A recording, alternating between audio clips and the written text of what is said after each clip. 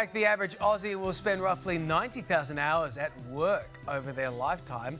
That's a hell of a week at work. Some making our jobs work for us.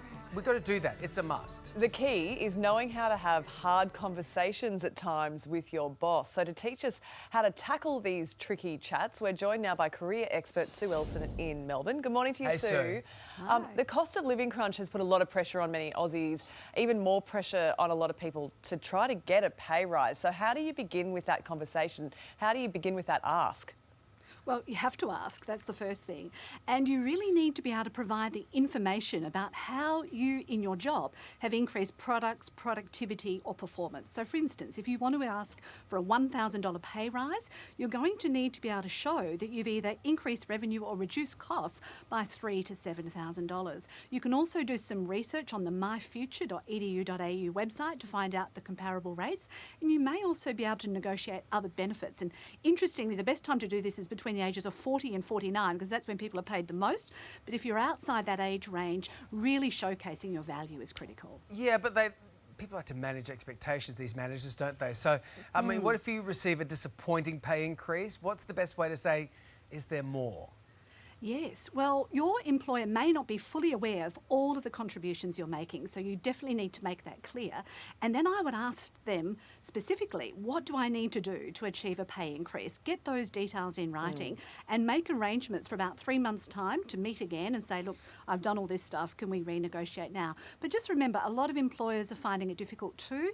Their costs have gone up as well. Okay, so from today, interestingly, the gender pay gap for 5,000 Australian companies will be made public. We're going to see a lot of that data come out tomorrow. So if a woman finds out that she's being paid less than her male counterpart tomorrow, how can she address that with her boss? Yes, well, that report is only going to show average and median incomes for men, women and non-binary people. But there is a legal requirement for equal pay for equal work. So you can ask that question of your employees and find that out. So you might want to suggest that in the first instance, there be a gender pay equity audit. So you go through the whole organisation and find out if everybody's being paid fairly.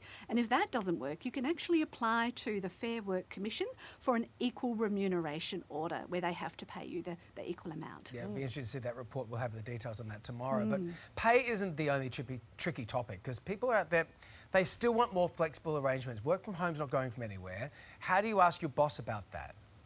Well, technically, if you've been in your job full-time for 12 months, you do have the right to ask for flexibility or the ability to work from home.